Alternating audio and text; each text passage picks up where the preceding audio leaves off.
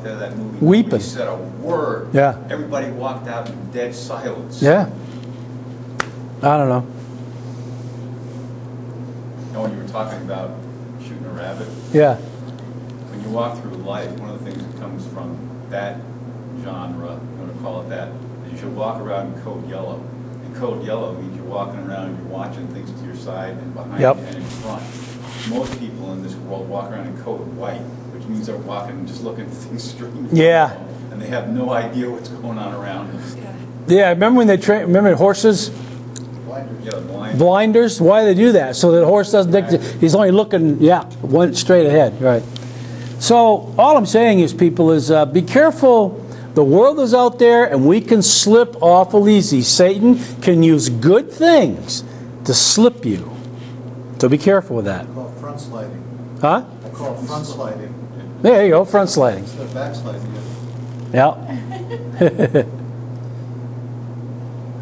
Spurgeon told the story of a woman who was interviewing a prospective driver for her carriage.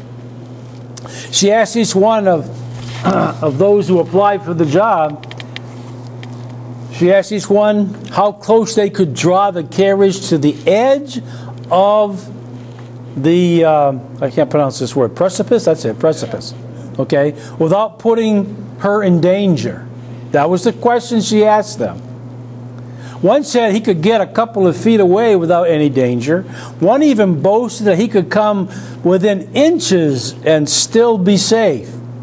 The one who got the job was the one who said that he would stay as far away from the edge as possible. That's the one that got the job. You see, living in the world is like walking a narrow path with a deep ravine on the other side. One slip can mean spiritual disaster. All is needed to be distracted for one moment, and it could mean a fall. Staying as far away from the edge is essential, people, if you're going to walk your Christian walk. It's that simple. We walk a narrow path.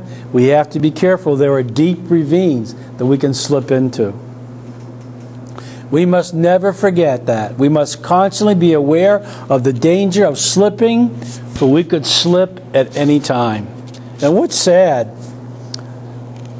when he says here, see the word footsteps in verse 5?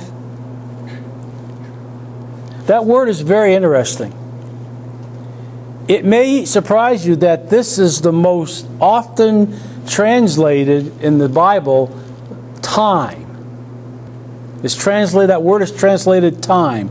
The word refers to a specific time when an occurrence takes place. So in other words, that my footsteps may not slip. Each footstep that we take is important. Every step must be carefully placed. One false step and we can slip. Amen? That's why it's important, because there will be a specific time, if we're not careful, we'll slip. All right? You don't want to get that way. Well, trust me.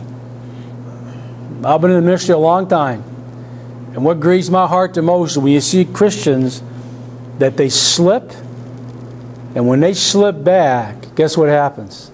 They never come back. You never see them again. And that's sad. They should have been watching where they were walking. So, people, every step that we take in our Christian walk is very important. Every step must be carefully placed. One false step, and boy, we can slip. That's why we need God to hold us up. That's why God says, oh, please hold me up, because I could slip easily. Now notice also, they're supported paths. He prays, hold up my goings, right? Uphold my steps in your path. Uphold them. The word hold means to grasp. It means to seize. To take hold of a person's hand. That's what it literally means. David was asking God to hold his hand. There's nothing like a secure hand, amen? I remember when raising my kids, the one thing, kids feel secure around their parents. So when you take them for a walk, or you're walking down the sidewalk, or you cross the street, you ever notice it's natural for the kids to what? Once you grab your child's hand, they know they're secure. It's a wonderful thing. David was saying, God, hold my hand, grasp me, seize it. David is asking God, like a little child, to hold his hand. Because David knew he needed the Lord to hold his hand so that he would not slip.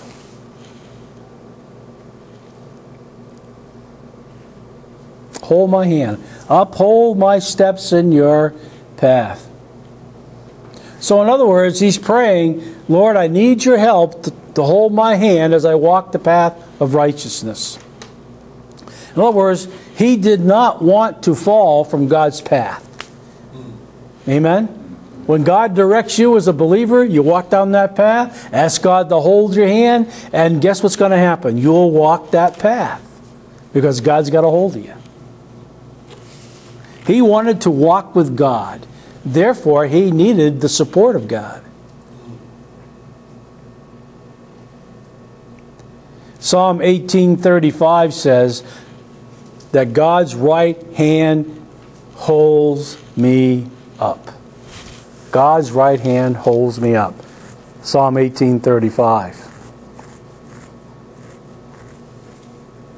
Psalm 63:8.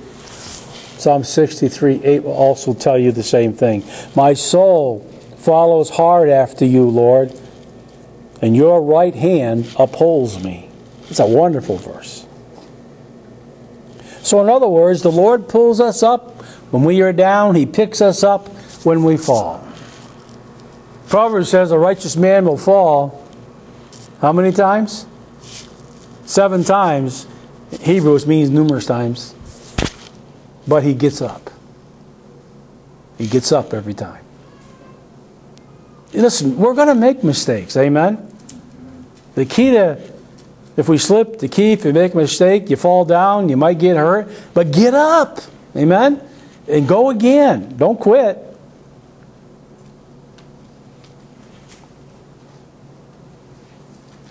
Remember the old hymnal, Precious Lord, take my hand? Nice hymn. Precious Lord, take my hand. Lead me on, let me stand. I am tired, I am weak, I am worn. Through the storm, through the night, lead me on to the light. Take my hand, precious Lord, and lead me home. Amen. Wonderful hymn. Remember, God supports us. And then lastly, notice the God who saves us. Psalm verse 7 says, show your marvelous loving kindness by your right hand. By your right hand. I like that. O you who save those who trust in you from those who rise up against them. David speaks of God here as not only one who sees us, supports us, knows us, but he also saves us. The word save here means not talking about salvation. It's talking about deliverance. It's talking about help. It's not talking about salvation spiritually.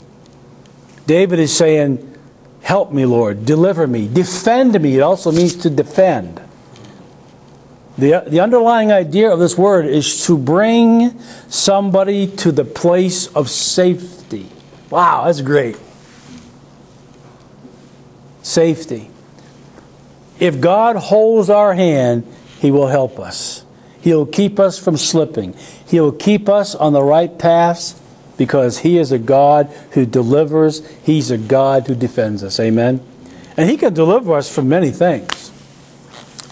Amen? God delivered me yesterday. I had to tell my wife about this. I had to go to a meeting in Naugatuck all day, and we were done. And I parked in the back, where Tim's church is, Well, what happened, I drove out of the